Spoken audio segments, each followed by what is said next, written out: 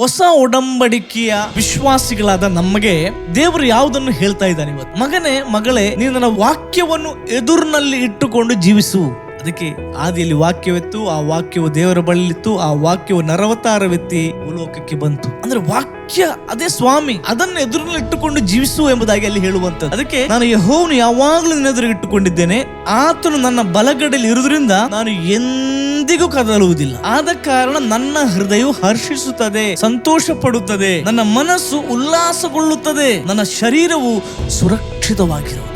ಎಂತ ನಂಬಿಕೆ! ಯಾಕಂದ್ರೆ ದೇವರು ನನಗೆ ಆಲೋಚನೆ ಹೇಳಿಕೊಡ್ತಾರೆ. ಈ ಲೋಕದಲ್ಲಿ ದ ಬೆಸ್ಟ್ ಆಲೋಚನೆ ಯಾರ್ದಂತ ಹೇಳಿದ್ರೆ ಅದು ದೇವರದು ಮಾತ್ರ.